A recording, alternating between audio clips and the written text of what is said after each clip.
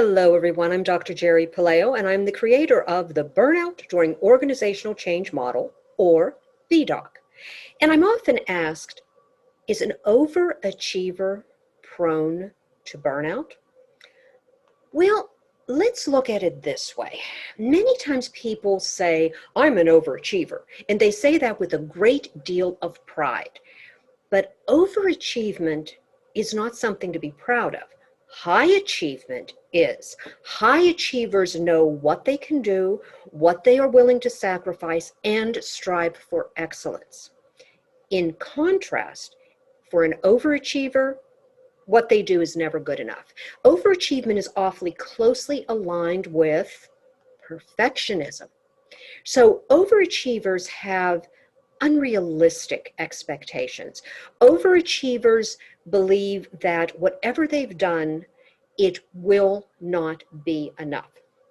For example, companies love overachievers because they feel that overachievers continuously exceed the goals that they have set for them. So let's say you're a sales rep and your goal is to sell 100 widgets in the next 30 days. Well, if you hit 100 widgets, the overachiever does not relish that, does not celebrate the victory. The overachiever looks at themselves in the mirror and says, you know something, you could have done better. It wasn't good enough. Now, the overachiever's manager may be saying, you hit that goal. It was a stretch goal. I don't know how you did it, but thank you. It was wonderful. But the overachiever can't hear that. The overachiever's internal dialogue is, it isn't good enough. Now, think about that. If an overachiever's internal dialogue is saying, it's not good enough and I always have to do more and I have to be better and I have to compete with everyone so that it can be as close to perfection as it can be, that indicates a lower level of self-esteem. Okay, if you're an overachiever, I know that you're looking at me thinking, you're crazy. I believe in excellence and I believe in high achievement, and I'm not an overachiever. I tend to do more than other people. I tend not to be able to say no to projects. I tend to exhaust myself, but that's not overachievement. That's just a good employee. Now, the problem is that many organizational managers and leaders buy into that.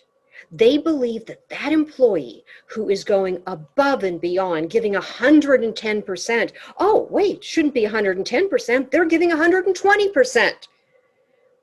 For some reason, those employees are considered to be the stars. But here's the problem. Those employees, as overachievers who do not have good boundaries and do not recognize what is excellence, those overachievers are going to be the first ones to burn out. Now, what happens when somebody burns out? They don't care anymore. They're cynical. They often can appear to be depressed. They can be angry. They can be irritable. They can start developing profound physical problems. Now, you may also be thinking, what kind of problems? If you're burned out, you're just tired, right? Just sleep it off and everything will be better. But that's not how burnout manifests. For many of the overachievers whom I've interviewed for my ongoing research on gender differences in burnout, many of the women had extreme physical problems. One woman, for example, grinds her teeth at night. So you may say, okay, put one of those mouth guards in, no big deal, right? Well, when she finally realized how much she was grinding her teeth, she had bone spurs that occurred along her jaw. And guess what? She could not get rid of them. They were permanent. Now think how hard she must have been grinding in order to get bone spurs. She had other physical problems. She felt very emotionally drained. She felt that she had no hope.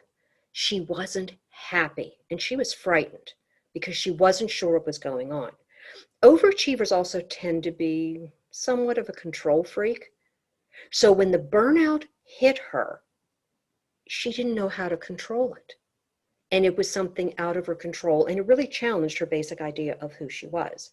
And yes, if you are a manager saying, well, but she was still performing, right? She didn't feel like she was, even though she kept pushing and pushing and pushing. And she left her job, quit.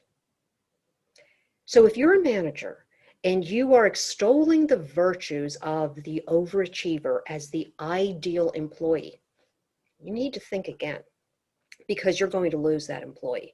And if you are someone who is guilty of being an overachiever, you need to learn how to set realistic expectations. You need to learn how to say no to certain things. I'm not telling you not to continue to strive for excellence, because excellence is important. It makes us feel good and it helps our organizations and our clients. But you need to know when it is good enough and when you're just going too far beyond to really come back and take care of yourself. So I hope this video on overachievement helps you and helps you to learn how to say no and to set boundaries. So if you are an overachiever, you can transform into excellence rather than burning yourself out. Good luck.